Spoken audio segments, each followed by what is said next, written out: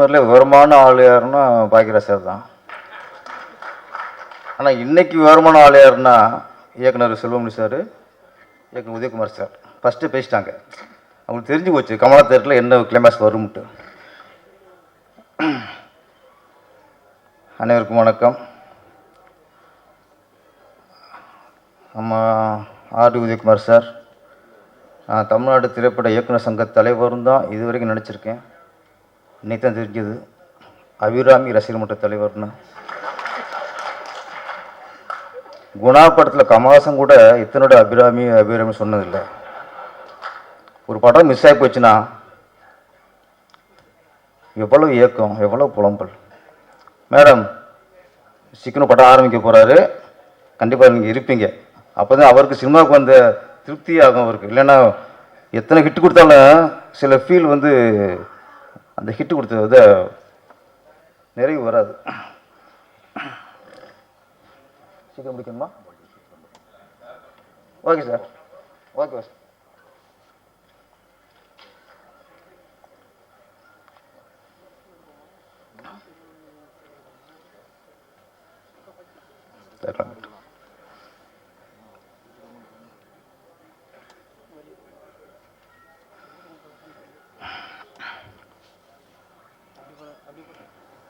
நான் இப்போ ஃபங்க்ஷனுக்கு வந்தவுடனே இந்த ஹீரோனி பேர்லாம் கொஞ்சம் விசாரிச்சு வச்சுக்குவேன். ஏன்னா பேசும்போது வாழ்த்து பேசணும்ல. ஆனால் இன்னைக்கு அந்த வேலையும் ஆர்கே சீனிவாசன் சார் அடிச்சுட்டு போயிட்டார். நானே கேட்கல, அவர் கேட்டு வச்சுருக்காரு குஷிதா கதாநாயகி பேருன்ட்டு.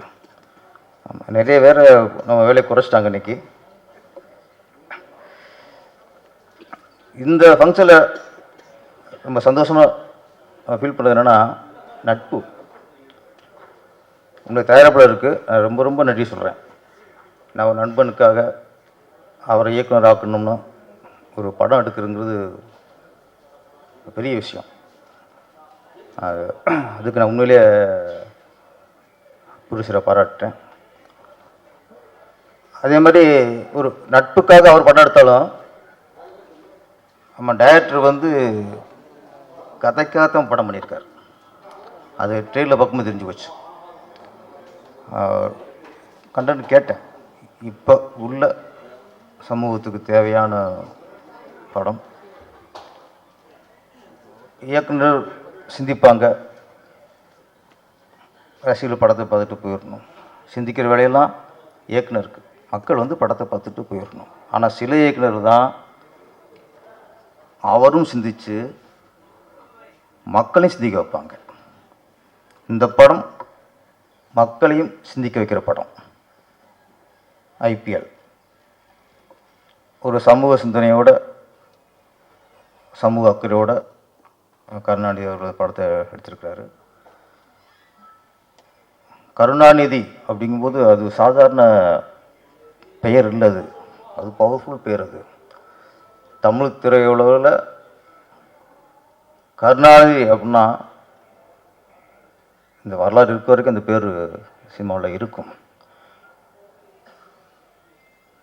ஏன்னா அரசர் கதைகள், சாமி கதைகள் வெறும் பாட்டாக போய்க்கிற காலகட்டத்தில் இந்த சினிமா அப்படியே திருப்பி போட்ட படம் பராசக்தி.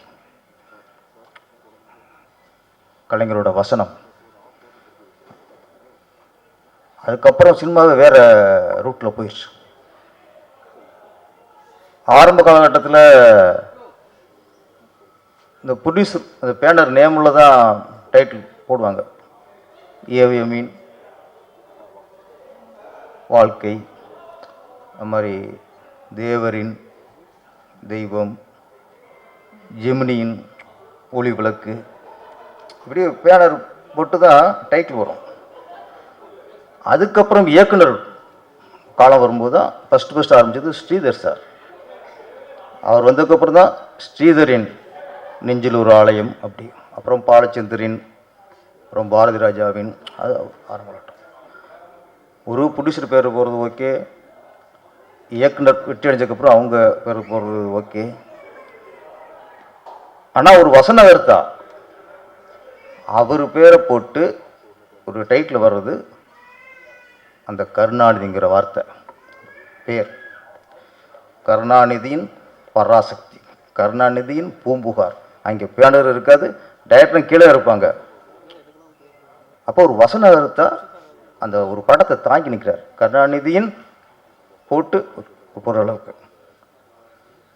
அதனால் சில நேரங்களில் நம்ம பேரை காப்பாற்றுறோமோ இல்லையோ, அவங்க பேரையும் காப்பாற்றணும். கருணாநிதி சார், இப்போ உங்கள் பேரை காப்பாற்றுறது இல்லையோ, நீங்கள் அவர் பேரையும் காப்பாற்றுற நிலைமையில் இருக்கீங்க இப்போ. அதனால் நானும் சொல்கிறேன்னா, இந்த படம் வெற்றிக்கு அப்புறம் நீங்கள் தொடர்ந்து வெற்றி கொடுத்து இயக்குனர் கருணாநிதியின் அப்படின்னு டைட்டில் போகிற அளவுக்கு நீங்கள் வெற்றி அடையணும்.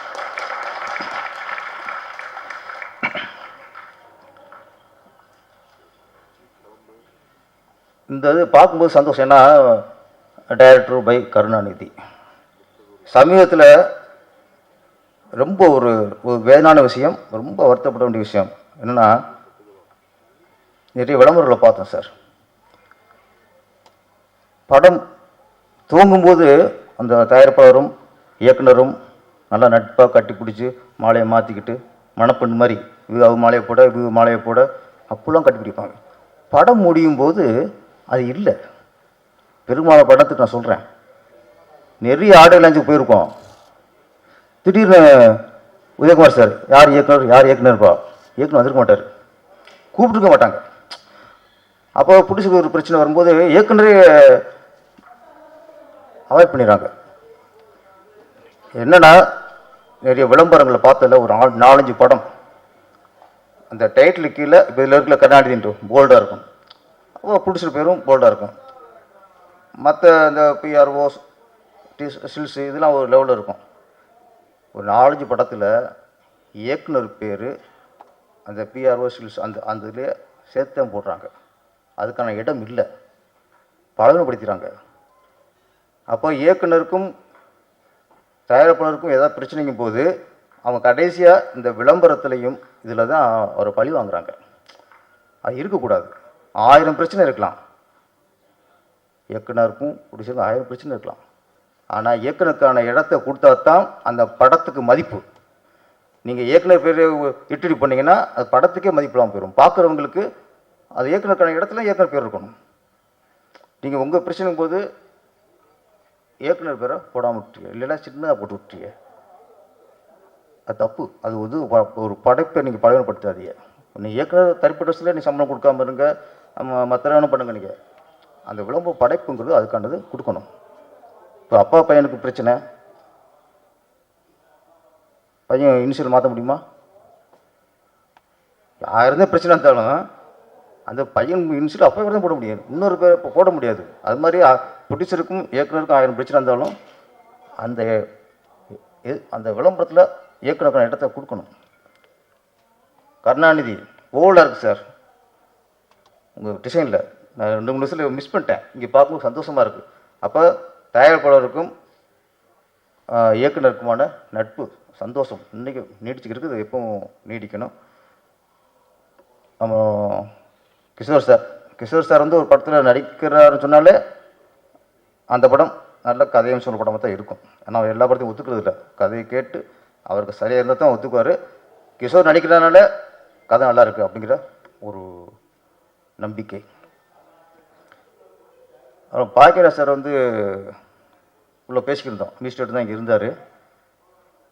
அவர் கொஞ்சம் ஆதங்கப்பட்டார், போகிற பாடல்கள்லாம் திருப்பி அவங்கள பாடுற மாதிரி இல்லை, கேட்குற மாதிரி இருக்குது, யாரும் திருப்பி பாடுற மாதிரி இல்லை, பாடவும் முடியலை அப்படின்னு ஃபீல் பண்ணியிருந்தார்.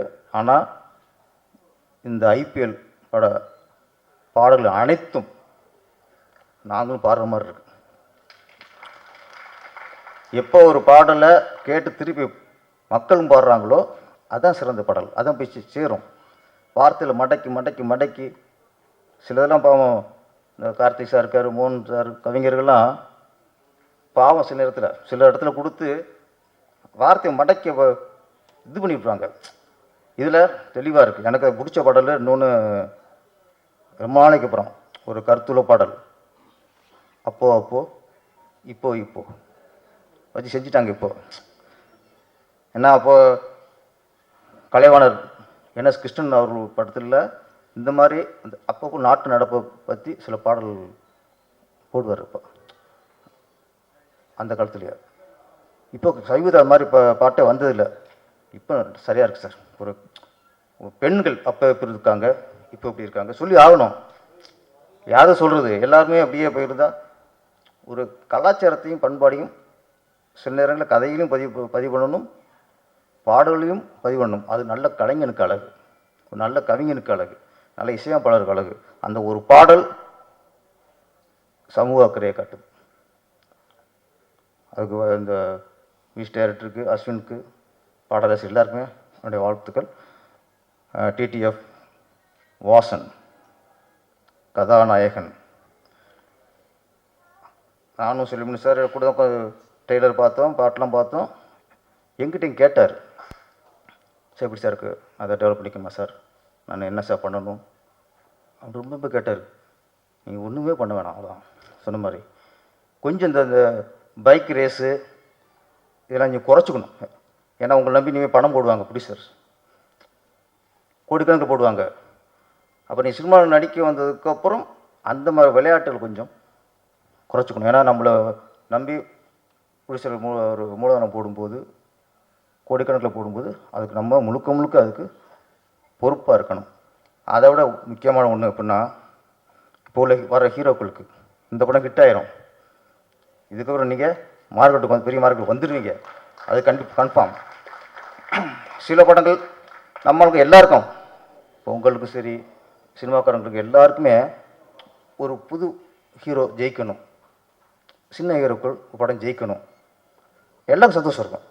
ஜெயிக்கணும் எல்லாம் சந்தோஷம் தான், நம்ம சந்தோஷப்படுறோம். ஆனால் ஒரு படம் ஜெயித்த உடனே டக்குனு சம்பளம் எகிரிடுது. இங்கே உதவி இயக்குநர்கள் நிறைய பேர் கதையை வச்சுட்டு என்ன பண்ணுறாங்க, அவங்க பட்ஜெட் ஓகே ஒரு இப்போதைக்கு 3 கோடிங்கிறது ஒரு பட்ஜெட்டாக இருக்குது. அப்போ ஒரு ஹீரோ ஜெயிக்கிறான், ஓகே புது ஹீரோ ஜெயிச்சிட்டாரு, இவர்கிட்ட போனால் இந்த பட்ஜெட்டில் நம்ம கதை பண்ணிடலாம் அப்படின்னு சம்பளம் கேட்கும்போது என்ன பட்ஜெட்டோ அந்த சம்பளத்தை ஹீரோ கேட்குறாரு. அப்போ அங்கேயே மாட்டிக்குது. படிப்படியாக சம்பளத்தை கூட்டிக்கணும். இன்னும் ஒன்று முக்கியமாக எப்படின்னா, ஹீரோக்கள் நீங்கள் என்ன பண்ணுறீங்க, ஜெயித்த உடனே தனியாக ஒரு பிஆர்ஓ வைக்கிறீங்க, தனியாக ஒரு மேனேஜர் வைக்கிறீங்க, அப்புறம் உங்களுக்காக பர்சனலாக மேக்கப் மேன், பர்சனலாக காஸ்டியூமர், ஃபைட்டு கற்றுக்கிறீங்க, டான்ஸ் கற்றுக்கிறீங்க. இது எல்லாத்தையும் விட முக்கியம் உங்களுக்கு ஸ்டோரி நாலேஜ் வேணும், கதை நாலேஜ் வேணும். கதை தான் உங்களை ஒரு நீண்ட காலம் உங்களை சினிமாவில் வைக்கும். இப்போ அது இல்லை. ஒரு காலத்தில் ப்ரொடியூசர் கதை கேட்டார், அந்த கதை நல்லா இருந்துச்சுன்னா இந்த கதைக்கு இந்த ஹீரோ சரியாக இருப்பார் அப்படின்னு அந்த ஹீரோட்ட போய் கதை சொல்லி அப்படி போய்க்கிருச்சு. இப்போது ஹீரோக்குள்ள தான் நிறைய கதையில் தீர்மானிக்கிற பொசிஷன் இருக்கும்போது கதாநாயகர்களுக்கு கதை நாலேஜ் வேணும். இல்லையா ஒன்றும் பிரச்சனை இல்லை, காஸ்டியூம் வைக்கிற மாதிரி, பெர்சனலாக மேக்கப் பண்ண வைக்கிற மாதிரி, பெர்சனலாக பிஆர்ஓ வைக்கிற மாதிரி கதை கேட்கறதுக்கு ஆள் வைங்க சார். அது பெரிய செலவு ஆக போகிறது இல்லை சார், ஒன்றுமே இல்லை சார். நீங்கள் நல்ல கதை ஞானம் உள்ளவங்க எத்தனை சினிமாவில் இருக்காங்க, எத்தனை கதாசிரியர் இருக்காங்க, உலக சினிமா தெரிஞ்சு எத்தனை பேர் இங்கே கதாசிரியர் இயக்குனர் இங்கே இருக்காங்க. நீங்கள் மற்றதுக்கெல்லாம் பிரச்சனை ஆள் வைக்கும்போது ஒரு படைப்பு, நீங்கள் நடிக்கிற படம் பெரிய ஹிட் ஆகணும், தொடர்ந்து நீங்கள் சினிமாவில் இருக்கணும். அப்படிங்கும்போது கதை கேட்கறதுக்குன்னு கூட நல்ல ஆளை வச்சுக்குங்க. தேவைப்படுதா இயக்கத்துக்கு வாங்க, இந்த தலைவர் இருக்கார், 1000 பேர் இருக்காங்க சார் ஸ்டோரி நாலேஜ் உள்ளவங்க எங்கள் கிட்ட. நீங்கள் அதை தேர்ந்தெடுங்க, ஒரு ஆளு கூட வச்சுங்க. புதுசாக வர கதாநாயகர்கள், ஏன்னா ஒரு 10-15 படம் பண்ணதுக்கப்புறம் அவங்களுக்கு ஒரு கதை நாலேஜ் வந்துடும், அவங்க கதை கேட்கலாம். புதுசாக ஒரு 2 படம் ஜெயித்த உடனே நீங்கள் வேறு மாதிரி போயிடுறீங்க. அப்போ புதுசாக வர கதாநாயகர்கள் தயவுசெய்து ஸ்டோரி கேட்கறதுக்குன்னு நீங்கள் ஆளை வச்சுக்கோங்க, உங்களுக்கு வெற்றி நிரந்தரமாக இருக்கும். இந்த ஐபிஎல் படம் மிகப்பெரிய வெற்றி அடைய வேண்டும். அஸ்வின் சாங்ஸ்லாம் சூப்பர், பாடலாசிரியர் உங்கள் வரிகள் எல்லாம் சூப்பர், ஆர்ட் டைரக்டர் சின்ன சொல்லுவாங்கள்ல, தோற்றத்தை வச்சுலாம் யாரும் கணக்கு விட முடியாது, திறமை தான் இங்கே முக்கியம், இங்கே தோற்றமே முக்கியம் இல்லை. இந்த குழு மிகப்பெரிய வெற்றி அடைந்து தொடர்ந்து நீங்கள் நட்புக்காக எடுத்தீங்க, நீ தொடர்ந்து சினிமாவுக்காக தொடர்ந்து படம் எடுங்க. நன்றி, வணக்கம். அது ஒரு சிம்டம் கொடுப்பாங்க. அவங்க டைம் ஆகி போச்சுங்கும் போது மெல்ல ஒவ்வொரு லைட்டாக ஆஃப் பண்ணுவாங்க. ஸோ சிறப்பான இந்த ஐபிஎல் திரைப்படத்தினுடைய இசை மற்றும் டெய்லர் வெளியீட்டு விழாவுக்கு வந்திருக்கிற அனைத்து பத்திரிகை மற்றும் உலக நண்பர்கள், முன்னால் உட்காந்துருக்காங்க, வாழ்த்து வந்திருக்க அவங்க எல்லாத்துக்கும், இங்கே இருக்கவங்க எல்லாத்துக்கும் என்னுடைய பணிவான வணக்கம் தெரிவிச்சுக்கிறேன். வேகமாக பேச வேண்டியது, சீக்கிரமாக பேச வேண்டியது. நான் சொன்ன மாதிரி நிக்கில், நீ என்னை மாட்டி விட்ட. கோயம்புத்தூரில் நான் ஒரு ஏரியாவில், பாரதிபுரம்னு ஒரு ஏரியா, பக்கமேட்டு பக்கத்தில், அங்கே குடியிருந்தேன். அங்கேருந்து சித்தாபுரம்னு புதுசாக ஒரு ஏரியாவுக்கு வீடு மாறி போனோம். அப்போ அங்கே போகும்போது அங்கே வழியில் இந்த கேரம் கிளப்பு இருந்தது அந்த ஏரியாவில். எனக்கு கேரம்னா ரொம்ப இன்ட்ரெஸ்ட்டு. அப்போது அந்த கிளப்பில் போய் மெல்ல கேரம் விளையாடுறதுக்கு, புது ஆளுன்னு எல்லோரும் எப்படி பார்ப்பாங்க இல்லையா, யாரோ ஒரு புது பையன் வந்திருக்கான்னு. அப்போ நான் நல்லா ஆடுவேன். அதனால் ஒவ்வொரு நாளும் ஒவ்வொருத்தர் உட்காருவாங்க, ஜெயிச்சுக்கிட்டே இருப்பேன். உடனே அவங்க எல்லாருமே, சே இந்த நேரத்தில் நம்ம ஆள் இல்லாமல் போயிட்டாரே, நம்ம ஆள் இருந்தால் நல்லா இருந்திருக்குமே. ஏன்னா அவங்களுக்கு அந்த ஏரியாவுக்குள்ளே புதுசாக ஒருத்தர் வந்து டெய்லி ஜெயிச்சுட்டு இருந்தால் அந்த ஏரியா ஒரு பாசம் இருக்கும் இல்லையா. அப்புறம் ஒவ்வொரு நாள் சொல்லும்போது, இன்னைக்குன்னு பார்த்து நம்ம ஆள் இல்லாமல் போயிட்டாரே அப்படின்னு சொல்லு. எனக்கு அந்த ஆள் யாரியா அவர் கூட ஆடணுன்னா பாக்கி எல்லாத்தோடையும் ஆடியாச்சு. இப்போ அந்த ஆள் மட்டும் பேலன்ஸு. அப்புறம் ஒரு நாளே ஃபிக்ஸ் பண்ணிட்டாங்க. என்ன சார், ஞாயிற்றுக்கிழமை கண்டிப்பாக நீங்கள் வந்துடுங்க, எங்கள் ஆள் ஒருத்தருக்கு அவர் கூட நீங்கள் ஆடுங்க சார், கண்டிப்பாக உங்களால் முடியவே முடியாது அவர் கூட. சரின்னு அந்த டேட் ஃபிக்ஸ் பண்ணிட்டோம். அப்புறம் வந்தோடனே அப்புறம் அவரை பார்த்து இன்ட்ரடியூஸ் பண்ணி விட்டாங்க. நானும் இன்ட்ரடியூஸ் பண்ணிட்டு சிங்கிள்ஸ் ஆட ஆரம்பித்தோம். நான் ஆட ஆரம்பிக்கும்போது முதல்ல அவர் எப்படி ஆடுவார் தெரிஞ்சுக்கிறதுக்காக ட்ரையலில் வந்து ரொம்ப ஸ்லோவாக அப்படி லேசாக அப்படி டச் பண்ணிக்கிட்டு அப்போ அவருடைய ஆட்டத்தை அப்சர்வ் பண்ணிட்டு இருந்தேன். ஸ்ட்ரெயிட் காயினெல்லாம் நல்லா போட்டார், கட் பண்ணி ஸ்ட்ரெயிட் காயின் போடுறது அதெல்லாம் நல்லா போட்டார். வேறு டபுள் ஐடியாக்கெல்லாம் போகல.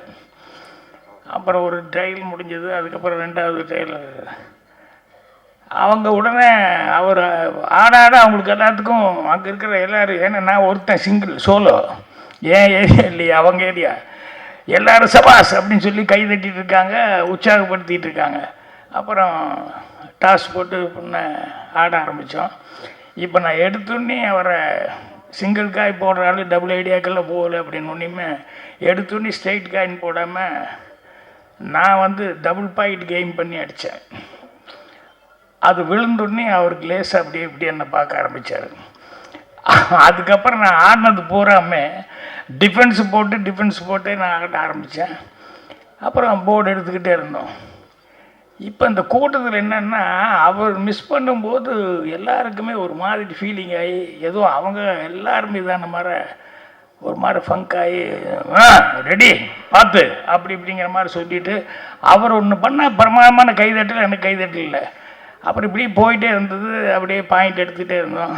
அப்புறம் நான் கொஞ்சம் யோசித்தேன், இத்தனை பேர் அவர் ஹீரோவாக நினச்சி இன்றைக்கி கண்டிப்பாக அவர் ஜெயிக்கணுன்ட்டு இவ்வளோ பேர் உட்காண்ட்ருக்கிற நேரத்தில் இப்போ நான் எங்கேயோ இருந்து வந்தவன் இன்றைக்கி ஒரு நாள் நான் ஜெயிச்சேன்னா இருப்பது, ஒரு நாள் தோற்றாதனால என்ன பிரஸ்டீஜாக இருப்பது அப்படின்னு சொல்லிட்டு அப்படியே ஸ்லோ டவுன் பண்ணிட்டேன். அப்படி இப்படியே ஆடி அப்படியே ரெண்டு பேரும் ஈக்குவல் வர்ற மாதிரி பண்ணி கடைசியில் அவர் ஜெயித்தார். உடனே அவங்க எல்லோரும் பயங்கர கிளாப்ஸ் அடித்து பிஸ்கில் அவங்க எல்லாம் கை தட்டி இது பண்ணாங்க. அப்புறம் காஃபி சாப்பிட்லான்ட்டு போனோம். அப்புறம் உட்காந்தோம். ஒன்று நான் சும்மா சாதாரண சொன்னேன், நல்லா ஆடினீங்க சார். இல்லை ரொம்ப தேங்க்ஸ், நீங்கள் வேணும்னு எனக்கு விட்டு கொடுத்தீங்க, எனக்கு தெரியும். இல்லை அப்படி இல்லை எனக்கு தெரியும், நீங்கள் ஃபஸ்ட்டு ஸ்டார்டிங் இப்படி ஆடினீங்க, அப்புறம் அப்படி என்ன பண்ணீங்கன்னு தெரியும். இல்லை அப்படி இல்லைன்னா இல்லை எனக்கு புரிஞ்சிருச்சு அப்படி இப்படின்னா. இல்லை சார், எல்லோரும் உங்கள் மேலே அவ்வளோ நம்பிக்கை வச்சுட்டு இருந்தாங்க, அதனால் நான் வந்து அப்படின்னா. அதுக்கப்புறம் ரொம்ப தேங்க்ஸுன்னு. அதுலேருந்து அவர் எனக்கு ஃப்ரெண்டாகி, எனக்கு பெஸ்ட்டு ஃப்ரெண்டாகி, உயிர் நண்பன் அப்படின்னு ஆகிட்டார். அதுக்கப்புறம் நான் சினிமாவுக்கு புறப்பட்டு வந்தேன். அவர் வந்து வெறும் 1000 ரூபா சம்பளத்துக்கு மில்லு வேலைக்கு போயிட்டு இருந்தாப்புல. நீ வாடா, இங்கே என்ன பண்ணுற நீ அங்கே வா, இது என்ன ஒரு 10 வருஷம் வேலை பார்த்து ரிட்டையர் ஆனால் கூட ஒரு ₹1,00,000 கிடைக்க போகுது, அவ்வளோதானே. அதெல்லாம் தாண்டி நம்ம வந்து நான் நல்லா வர நீ வந்துடலாம் வா அப்படின்னு சொல்லி அப்புறம் இங்கே கூப்பிட்டு வந்து எங்களோட என்னுடைய வேலைகள், என்னுடைய பிஸ்னஸ்ஸு, அது இது எல்லாமே பார்த்துட்டு என் ஆஃபீஸ்லேயே இருந்தாப்புல. அதுக்கப்புறம் ஒரு 3 படமும் ப்ரொடியூஸ் பண்ணுறதுக்கு அவர் தீனான்னு ஒரு படம் ப்ரொடியூஸ் பண்ணார். அதுக்கப்புறம் ரெட்டை ஜடை வயசுன்னு பண்ணார். ஆயுத பூஜைன்னு 3 படமும் ப்ரொடியூஸ் பண்ணார். அவர் உங்களுக்கெல்லாம் தெரிஞ்சால் தான். இன்று போய் நாளைவா படத்தில் ஏ காவுமே ஏ கிஷான் ரகுதாத்தா அப்படின்னு ஹிந்தி பண்ணிட்டு போட்டு படாதபால் கொடுத்து வர்றியா, அந்த பழனிசாமி அப்படிங்கிறவர் தான் என்னுடைய பெஸ்ட்டு ஃப்ரெண்டு. எதுக்கு சொல்கிறேன்னா, நட்பு அப்படிங்கிறது வந்து அதை விட அதை சம்பாதிச்சிட்டா நீ வேறு எதை சம்பாதிச்சாலும் அது ஈக்குவல் ஆகாது அப்படின்னு சொல்லுவாங்க. அந்த அளவுக்கு நட்புங்கிறது வந்து இங்கே வந்து நான் அவரை கூப்பிட்டு வந்து அவரை ப்ரொடியூசர் ஆக்கினேன். இங்கே இந்த ப்ரொடியூசர் தன்னுடைய நண்பனை கூப்பிட்டு வந்து டைரக்டர் ஆக்கியிருக்காரு. ஸோ அதை கேள்விப்பட்டோடனே அவர் எந்த அளவுக்கு அவங்க ஃப்ரெண்ட்ஷிப் இருந்திருந்தால், அவர் வந்து அவரே ஃபஸ்ட்டு ப்ரொடியூசர், இதில் விஷப்பரிச்சையெல்லாம் பண்ண வேண்டாம், காசை வச்சு அதெல்லாம் பண்ண வேண்டாம்னு சொல்லிட்டு எவ்வளோ நம்பிக்கையோடு அவர் வந்து அவரை வந்து வச்சு படம் பண்ண சொல்லியிருப்பார். அப்படிங்கும்போது அந்த ஃப்ரெண்ட்ஷிப்பு அப்படிங்கிறது வந்து எனக்கு அவ்வளோ நெகிழ்ச்சியாக இருந்தது. அதனால தான் அதை சொல்லிக்கிட்டு இருந்தேன். ஸோ அந்தளவுக்கு அது வந்து இன்னும் இந்த படத்தில் அசோசியேட்டாக வேலை பார்த்துருக்க ஐயர் பாலுன்னு தான் சொல்லுவேன்னா, பாக்யாவில் ரொம்ப பக்கபலமாக இருந்தது. பாக்யா ஆரம்பித்த நேரத்தில் இந்த பாலு இங்கிலீஷ்லேருந்து நிறைய வந்து நல்ல நல்ல கண்டென்ட் எல்லாம் இருந்ததுனால அதை வந்து டிரான்ஸ்லேட் பண்ணோம் அப்படின்னு சொல்லும்போது நம்ம பாலு தான் வந்து அதை டிரான்ஸ்லேட் பண்ணி கொடுத்து, அதை சஞ்சீவின்னு ஒருத்தர் நிர்வாக ஆசிரியர் அவர் இருந்தார், அவர் அதை கொஞ்சம் மாடிஃபை பண்ணி அழகுபடுத்தி அதை போடுவாங்க. அதுக்கு வந்து பிரமாதமாக வரவேற்பு இருந்தது. அந்த அளவுக்கு வந்து இந்த பாலு வந்து ஹெல்ப்பாக இருந்தார். அவர்கிட்ட இது என்னன்னு கேட்கும்போது அப்போ தான் சொன்னார், அவர் தான் இந்த மேட்ரு சொன்னார். படத்தை பற்றி என்னன்னு சொல்லி ஆரம்பிக்கும்போது படத்தினுடைய அவுட்லைன் சொன்னார் ஒரு சின்னதாக. அதோடு இந்த விஷயம் சொன்னது எனக்கு ரொம்ப பிடிச்சது. அதனால் அந்த ஃப்ரெண்ட்ஷிப்புக்காக இந்த படம் பண்ணதுக்காக மதன் அவர்களுக்கு ஒரு ஸ்பெஷல் நன்றி நான் தெரிவிச்சுக்கிறேன். அதே மாதிரி கருணாநிதி அவர்கள், அவர் வந்து வெற்றிமாறன் சார் அசிஸ்டன்ட்னு சொன்னாங்க. லேபிள் அந்த அளவுக்கு இருந்தாலே அது கரெக்டாக இருக்கும், அதில் ஒன்றும் டவுட்டே பட வேண்டியதில்லை. அவர் சொல்லும்போது இவர் பேசும்போது சொல்லிட்டு போனார், நரேன் ஏதாவது இப்படி பண்ணலாமா, இதை மட்டும் பண்ணுங்க, நான் சொல்கிறது மட்டும் பண்ணுங்க அப்படின்னு அவ்வளோ ஸ்ட்ரிக்டாக இருப்பார் அப்படின்னு சொல்லுவாங்க. சில நேரங்களில் கான்ஃபிடென்ட் இருக்கவும் போது அப்படி தான் தேவையில்லாது, வேண்டாம் இது போதும் சார் இது போதும் சார்னு சொல்லுவாங்க. சில நேரங்கள் நாங்கள் இப்படி பண்ணலாமா அப்படி பண்ணலான்னு கேட்க மாட்டேன். சில பேர் எப்படி சொன்னாலும் அவருக்கு வரவே வராது. சில நேரங்களில் வந்து மாட்டிக்குவான். அது எங்கள் டைரக்டரு கூட அசிஸ்டண்ட்டாக இருக்கும்போதே பார்த்துருக்கேன். நம்மக்கிட்டையும் அதே மாதிரி நடிக்கணும்னு ஆர்வத்தில் வந்து கேட்டுருவான். வந்த எங்கே ஒரு இடத்துல அப்படி கோபமாக அப்படி பாடுறா அப்படின்னு சொன்னால், அப்படிம்மா அடே நீ பயந்து பார்க்கக்கூடாதுடா, கோபமாக பாருன்னா அவனுக்கு வரவே வராது. அப்புறம் கண்ணை நல்லா திறந்து வச்சுக்கோம்ப. அப்புறம் கண்ணை நல்லா திறந்து வச்சுட்டான்னு சொன்னால் கேமராமேன்ட்டு சொல்லி கேமரா கொஞ்சம் அப் வச்சுக்கோ அப்படின்ட்டு அப்படி கண்ணை திறந்து அப்படியே கோபமாக எந்திரி அப்படிம்பேன். அவன் டான் எந்திரிப்பான். எப்படி மியூசிக் டைரக்டர் இருக்காங்க அஸ்வின் எல்லாம் டம் அப்படின்னு நாங்கள் மியூசிக்கெல்லாம் போட்டுக்கிட்டு அப்படி இப்படி அப்படி திரும்புன்னு டக்குன்னு எடிட்டுக்கெல்லாம் சேர்ந்து கட் பண்ணி பார்த்தா படத்தில் பிரமாதமாக நடித்த மாதிரி இருக்கும். ஏதாவது ஒன்று பண்ணிடுவோம். அதுக்காக படத்தில் இப்போ ஏதாவது இப்படி ஷாட் வந்தால் அவனால் நடிக்க தெரியாதுன்னு நினைக்க வேண்டாம். டெக்னிக்கும் ஒன்று இருக்குது. அந்த டெக்னிக்கில் வந்து சில நேரங்களில் வந்து இப்படி நடிக்க தெரியாமல் வந்து மாட்டும்போது யூஸ் பண்ணுவோம். ஆனால் அந்த கருணாநிதி வந்து அவ்வளோ கான்ஃபிடென்ட் இருந்தால் தான் அப்படி சொல்ல முடியும். ஒரு ஆர்டிஸ்ட்டு வந்து இல்லை சார் எனக்கு இது போகுது இப்படி வேணும்னு சொல்லிட்டு. ஸோ அது வெற்றிமாறன்கிட்டலாம் இருந்து வந்ததுனால அவ்வளோ கான்ஃபிடென்ட்டாக இருக்கார். அவருக்கு என்னுடைய பாராட்டு தெரிவிச்சுக்கிறேன். அப்புறம் மணி கேமராமேன் ராஜா என்னோடய படத்துக்கு பண்ணார், சித்து +2 அதில் அசோசியேட்டு கூட ஒர்க் பண்ணேன் அப்படின்னாரு. இதை அவர் பேசும்போது தான் கவனிச்சுக்கிட்டே இருந்தேன். அது ஒரு ஹீரோ வந்து எல்லாத்த பற்றியும் பேசி எல்லாத்துக்கும் நன்றி சொன்னால் ஓகே. மணி ஒவ்வொருத்தரையும் விடாமல் ஆள் விடாமல் சொல்லிக்கிட்டே இருக்கார். என்னடா எத்தனை பேர்த்துக்கு தான் இருந்தாலும் நன்றி சொல்லுவாருன்னு பார்த்துக்கிட்டே இருந்தேன். அந்த அளவுக்கு மணியும் வந்து ரொம்ப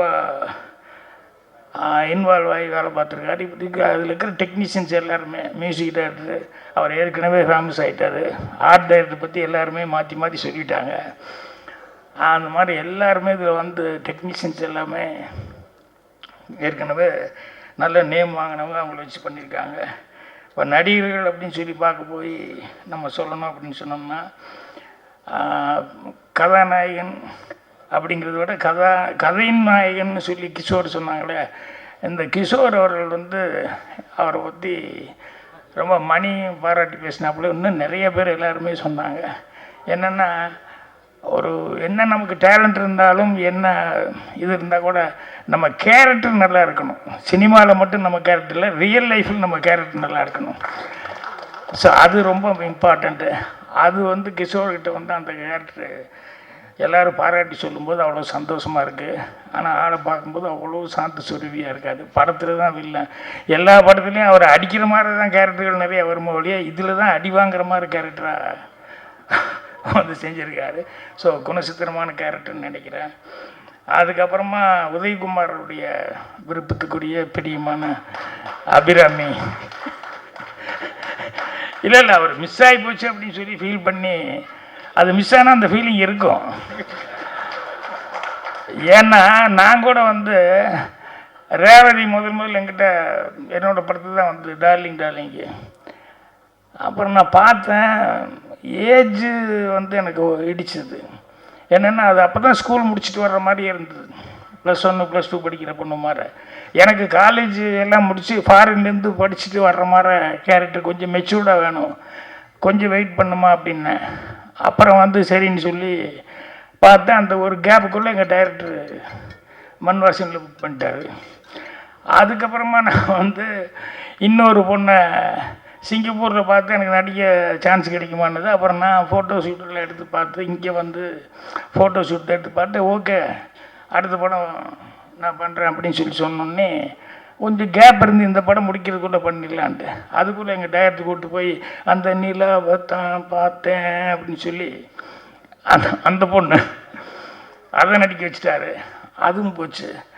அதுக்கப்புறமா வந்து அந்த எடுத்துகிட்டு இருந்தேன். அம்பியா வந்தது. வந்து சார் ரெண்டு சேச்சியானோ அப்படின்னு சொல்லி ராதா கூப்பிட்டு வந்து காமிச்சது. நல்லா இருக்கே அப்படின்னு சொல்லிட்டு, சரிம்மா அடுத்து தூரம் நின்று போச்சு வில்லேஜ் சப்ஜெக்ட்டு, அதில் போட்டிக்கும் அப்படின்னு சொல்லிட்டு அதுக்கு பேசி தரேன்னா பேசி எல்லாம் ஃபிக்ஸ் பண்ணி வச்சேன். டக்கான்னு பார்த்தா எங்கள் டைரக்டர் மறுபடியும் அதையும் கூப்பிட்டு, இத்தனை மிஸ் ஆகும்போது எப்படி இருக்கும். ஆனால் எல்லாருமே நல்லா வந்துட்டாங்க. என்னென்னா அது யார் கையில் படணும் அப்படிங்கிறது ஒன்று இருக்கு இல்லையா, அந்த மாதிரி எங்கள் டைரக்டர்கிட்ட போனதுனால எல்லாருமே அவ்வளோ இதாக வந்தாங்க. அந்த மாதிரி அபிராமி மிஸ் பண்ணிட்டோன்னு அவர் ரொம்ப ஃபீல் பண்ணி இப்போ சொல்லிட்டு இருந்தார். அபிராமி வந்து கதாநாயகியாக நடித்த எமோஷன் கேரக்டர்களை விட இந்த அதுக்கப்புறம் கதைக்கு நாயகன் அப்படின்னு சொல்கிற மாதிரி கதைக்கு நாயகியாக நடிக்கிறாங்களே, அது ஒரு 2-3 படம் பார்த்தேன். அதில் தான் அவங்களுக்கு நிறைய ஸ்கோப் கிடச்சிது. நிறையா நல்ல நல்ல கேரக்டர்ஸ் எல்லாம் அவங்க பண்ணியிருக்காங்க. ஸோ அந்த மாதிரி நம்ம போஸ் வெங்கட் அவருக்கு இன்னொரு முகம் இருக்குது. இந்த இதில் வழக்கமான முகத்தில் நடிச்சிருக்காரு. ஆனால் டைரக்டர்னு இன்னொரு முகம் ஒன்று இருக்குது. அதில் வந்து படம் 2 படம் பண்ணியிருக்காரு. அது வந்து எனக்கு ரொம்ப பிடிச்சிருந்தது. இந்த மாதிரி ஆர்டிஸ்ட்டுக்கு எல்லாருமே அவங்கவுங்க சிறப்பான முறையில் நடிச்சிருக்காங்க. இது எனக்கு நேரம் கருதி நான் வந்து வேறு நிறையா சொல்லணும்னு நினச்சோன்னு பேரண்ட்ஸ் எல்லாம் பேச வேண்டியதே பேசலன்னு நினைக்கிறேன். டைம் முடிச்சு உட்கார வச்சுட்டாங்களோ. ஸோ ஹீரோ அவர் வந்து ஃபஸ்ட் எடுத்து பாட்டு தானே போடுவாங்க. நான் அங்கே தான் கவனித்தேன் என்னடான்னு சொல்லிட்டு. ஏன்னா நமக்கு என்ன வீக்கோ இவன் முதல் படம் நடிக்கிறான், அந்த பையன் எப்படிடா டான்ஸ் ஆட போகிறான்னு பார்த்துக்கிட்டு இருந்தேன். அப்புறமாம டான்ஸ் ஆடினாப்புல அந்த எக்ஸ்ப்ரெஷன் வந்து பயமே இல்லாமல் முதல் படத்தில் நடிக்கிறோம் அப்படின்னு சொல்லிட்டு அந்த எக்ஸ்ப்ரெஷன் வந்து அவ்வளோ அழகாக வந்து பண்ணி கொடுத்தாப்புல. நான் பரவாயில்லையே கொஞ்சம் கூட பயம் இல்லாமல் அவ்வளோ நல்ல எக்ஸ்ப்ரெஷனோட டான்ஸ் எல்லாம் ஆடுறாப்புல அப்படின்ட்டு. அப்புறம் பின்னாடி விசாரிக்கும் போது தான் அவர் ஏற்கனவே யூடியூப்பில் ரொம்ப ஃபேமஸ்ஸு அப்படிங்கிற மாதிரி. அதனால் முதலே உனக்கு ஃபேன்ஸ் எல்லாம் ரெடி ஆகிட்டாங்க. இல்லைன்னா வந்து அங்கே மதுரையிலலாம் ஷூட்டிங் நடக்கும்போது மணி தானே சொன்னாப்புல அங்கே போய் கையெழுத்து போட்டுருப்பார் அப்படின்னு சொல்லிட்டு. அந்த மாதிரி உனக்கு ஆல்ரெடி நீ ஃபெமிலியர் ஆகிட்ட, ஆல்ரெடி உனக்கு அனுபவம் இருக்கிறதுனால உங்களுக்கு நான் வந்து பேசும்போது ஏதோ ரேசிங் ஸ்டார் அப்படின்னு சொல்லி ஏதோ போட்டாங்க போலுக்குன்னு நினச்சிக்கிட்டேன். அதனால் ரேசிங் ஸ்டாரில் உனக்கு ரேசிங் ஸ்டார்னு சொன்னால் நல்லாயிருக்கும். ஏன்னா அடுத்தது எல்லாத்துக்கூடையும் ஹீரோ கூடலாம் ரேஸ் போடுற அளவுக்கு நீ வரணும் அப்படின்னு சொல்லணுன்ட்டு இருந்தேன். ஆனால் ப்ரொடியூசர்லாம் ஏற்கனவே ரேசிங் ஸ்டார்னு அவங்க பேரே கொடுத்துட்டாங்க. ஸோ அதனால் ஆல்ரெடி உனக்கு அதை எல்லோரும் நீ அச்சீவ் பண்ணுற அளவுக்கு வந்து எல்லாருமே உனக்கு வாழ்த்து தெரிவிச்சிட்டாங்க. உனக்கு ஓகே. அப்புறம் உங்கள் பக்கத்தில் உங்கள் அம்மாயி குச்சுன்னது கதை அந்த கொண்டாமா கண்டிப்பாக உனக்கு நிறைய சான்ஸ் வருது. தொந்தரவு தமிழ் நேர்ச்சுக்கோமா. ஏன்னா இப்படி வந்து நின்று நாங்கள் ராது அப்படின்னு சொல்லிட்டு இருந்தா எதுவுமே ராதுன்னு நினச்சிடுவாங்க.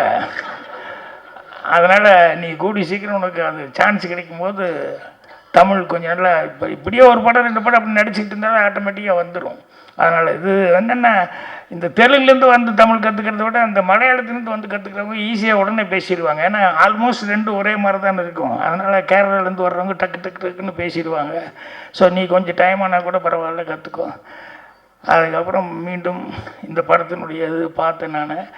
ட்ரெய்லரு கதை வந்து பாலு சொன்ன மாதிரி கேட்கும்போது அந்த கதை இன்ஸ்பிரேஷன் ஆனது வந்து ஒரு ரியலாக நடந்த ஒரு இன்சிடெண்ட்டை பேஸ் பண்ணி நடந்திருக்கு அப்படிங்கிற மாதிரி சொன்னாங்க.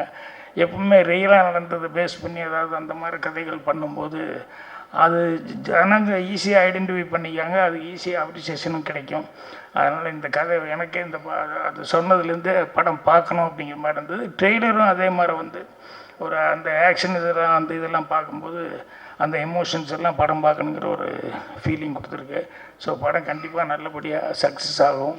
அதனால் வெற்றியோட மீட் பண்ணுவோம். நண்பா, நீ வீட்டில் சொல்லி கூப்பிட்டு வந்து நான் மாட்டி விட்ட பாரு. 12:30 மணிக்கு கண்டிப்பாக வீட்டுக்கு வந்துடுவேன்னு சொல்லிட்டு வந்தேன். இங்கே வந்துன்னு என்ன வீட்டில் சொல்லிட்டுங்க லேட் ஆகுன்னு சொல்லி மெல்ல பேசிக்கலாம்னாரு. ஸோ எல்லாத்துக்கும் என்னுடைய மனமார்ந்த நன்றி, வாழ்த்துக்கள். எல்லாருக்கும் காலையா மத்தியானம் ஆயிடுச்சா? வணக்கம். பத்திரிகை நண்பர்களுக்கு ரொம்ப ஸ்பெஷல் வணக்கம். எல்லோரும் வந்து படத்தை சப்போர்ட் பண்ணதுக்கு ரொம்ப நன்றி. இங்கே இருக்கிறவங்க ஆல்மோஸ்ட் எல்லாருமே எங்கள் படத்துடைய டீம் தான். பட் வாழ்த்து வந்த 2 பேருக்கு நான் ஸ்பெஷல் நன்றி சொல்லிக்கிறேன். பாக்யராஜ் சார் உங்கள் பெரிய ஃபேன், சார் ஆர்வி சார் உங்களுடையும் பெரிய ஃபேன். ரொம்ப நன்றி. இந்த மாதிரி ஒரு சின்ன படம், ஒரு ஃபஸ்ட் டைம் டைரக்டரோட படம், ஃபஸ்ட் டைம் ப்ரொடியூசரோட படம் வந்து நல்லா ஆசீர்வதிச்சதுக்கு ரொம்ப நன்றி. பட் இது எங்கள் டீமை பற்றி எல்லாருமே பேர் எடுத்து ஒவ்வொருத்தராக பேசியாச்சு. எல்லாருமே ரொம்ப ஹார்ட் ஒர்க் பண்ணி நல்லா உழைச்சிருக்கோம். ஒரு ஸ்டோரி வந்து நிறைய பேர் சொன்ன மாதிரி ஒரு நிஜமான சம்பவங்களே லூஸாக பேஸ் பண்ணின ஒரு ஸ்டோரி தான். பட் எல்லாருமே ரிலேட் பண்ணக்கூடிய நிறைய விஷயங்கள் இருக்குது இதில். ஒரு குடும்பத்தோடைய கதை இருக்குது, ஒரு நல்ல ஒரு அழகான ஒரு லவ் ஸ்டோரி இருக்குது, தேவையான அளவுக்கு சஸ்பென்ஸ் இருக்குது, ஃபைட் இருக்குது. வாசன் வந்து பைக்லேயே நல்லா சூப்பராக ஃபைட்டெல்லாம் பண்ணியிருக்காரு. அவருக்கு பைக் ஓட்டுறது வந்து ஒரு புதிய விஷயமே கிடையாது.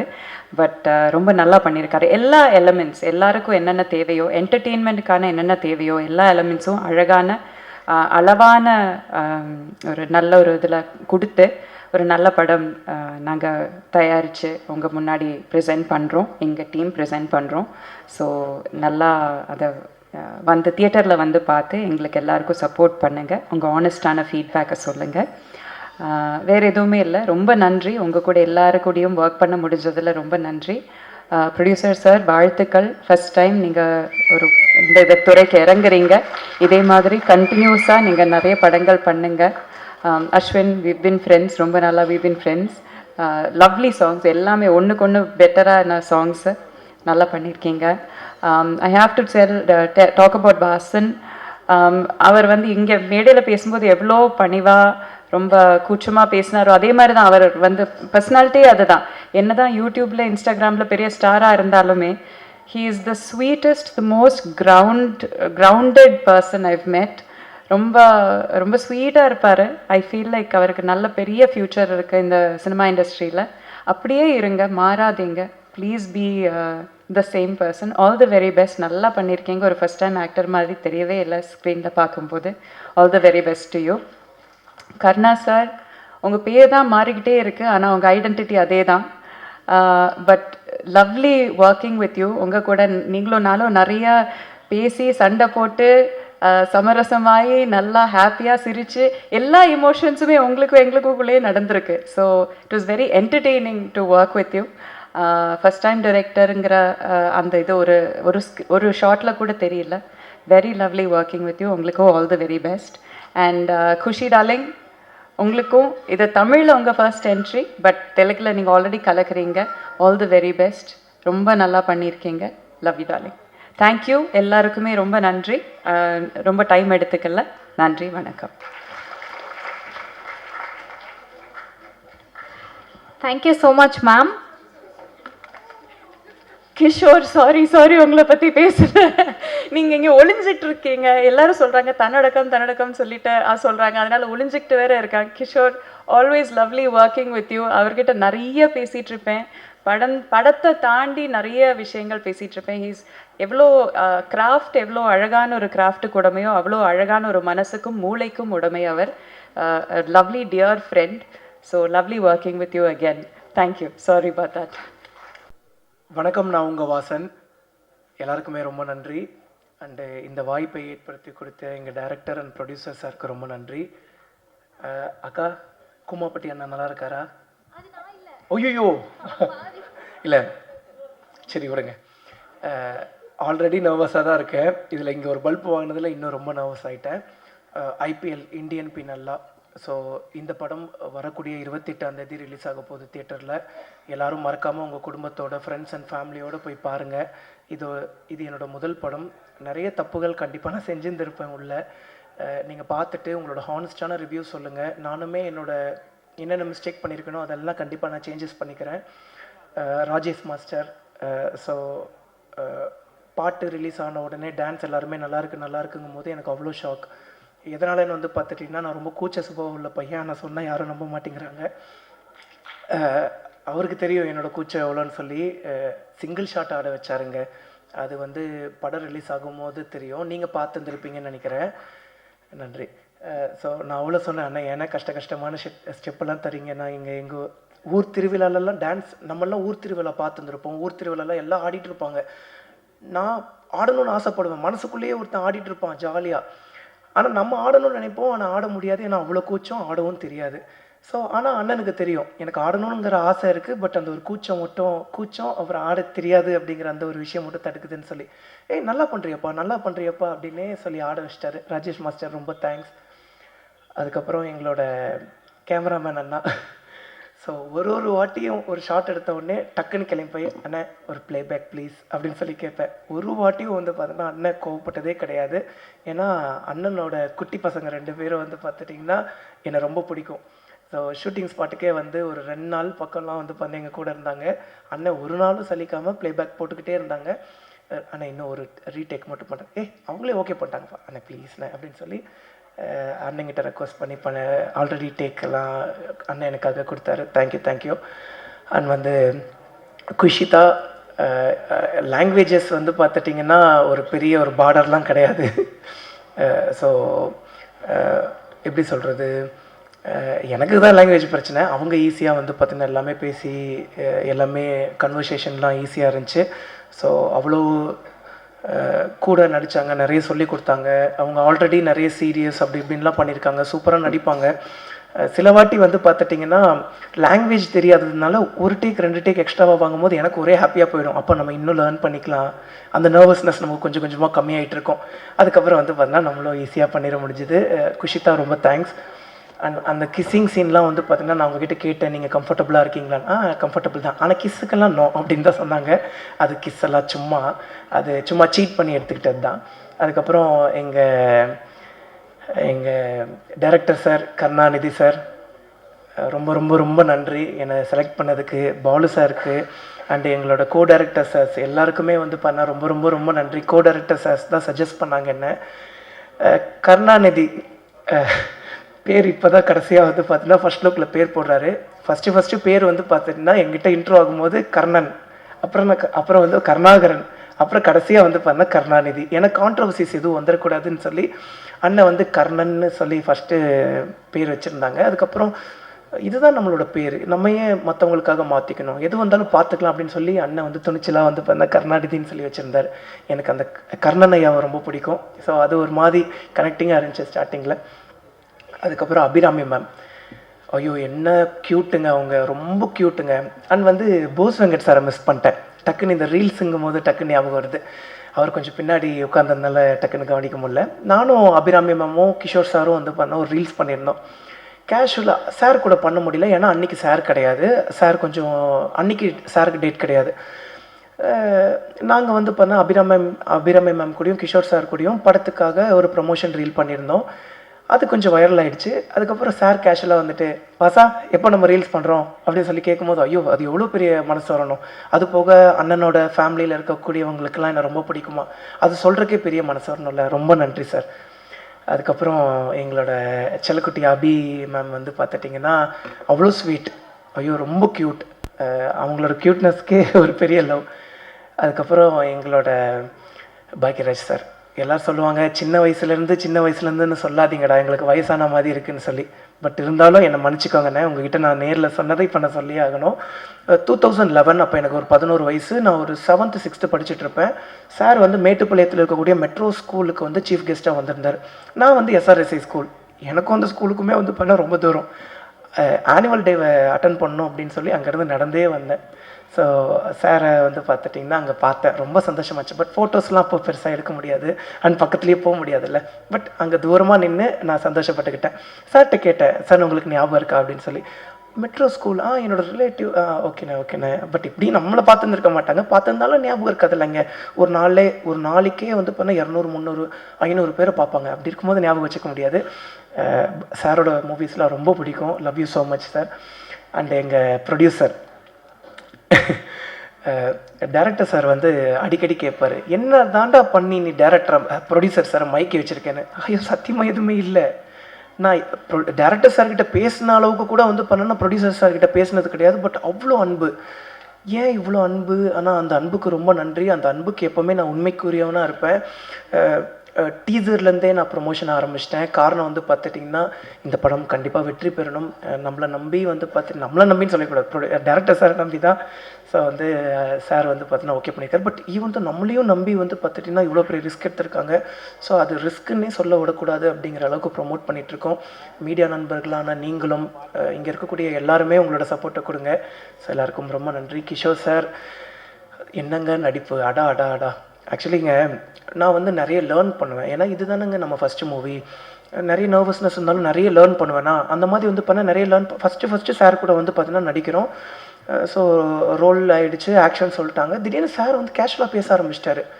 நான் இருந்துட்டு என்னடா திடீர்னு கேஷுவலாக பேச ஆரம்பிச்சிட்டாரு, ஒரு வேளை எதாவது பண்ணிட்டாங்களா, நம்ம தான் கவனிக்கலையா அப்படின்னு. அதுக்கப்புறம் சார் அப்படின்னார், பார்த்தா அதுதான் டைலாக். எவ்வளோ இயல்பாக பேசினார் அதெல்லாம் பயங்கர இன்ஸ்பிரேஷனாக இருந்துச்சு. அதுக்கப்புறம் நன்றி சார்.